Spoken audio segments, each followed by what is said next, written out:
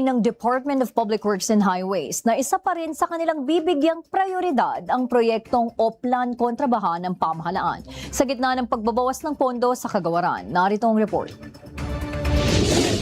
Alinsunod sa utos ni Pangulong Ferdinand R. Marcos Jr. na maigting na pagpaprioridad sa gastusin ng pamahalaan, nilinaw ng Department of Public Works and Highways na walang nakalaang pondo para sa mga bagong locally funded flood control projects sa ilalim ng 2026 national budget. Sa halip na magpondo para sa mga bagong proyekto, mas pinili ng ahensya na tutukan ng pagpapanatili at pagpapaayos ng mga umiiral ng flood control projects sa buong bansa. Kung saan ang halagang 2.49 billion pesos na budget ay ilalaan sa maintenance and other operating expenses o MOOE na mga flood control related project at programa, kabilang na ang Oplan kontrabaha ng pamahalaan. Gagamitin ng pondo para sa mga mahahalagang gawain tulad ng declogging, desilting, dredging, pag-aayos at paglilinis ng mga estero, ilog at mga drainage system sa iba't ibang bahagi ng bansa. Layunin nito na matiyak ang maayos na daloy ng tubig lalo na sa panahon ng malalakas na ulan at mapababa ang peligro ng pagbaha sa mga komunidad. Tiniyak ng DPWH na sa kabila ng limitadong budget, gagawin nila ang lahat upang masulit ang pondo at mapanatiling maayos,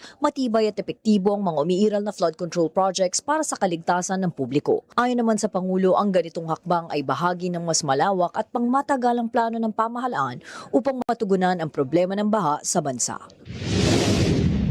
This is a long-term solution and it is something that has been proposed for a very long time but somehow has never been implemented and we are doing that now. Nauuna sa mga balitang totoo at laging bago, Nudge Miravalles, Alauna sa Balita, Congress TV.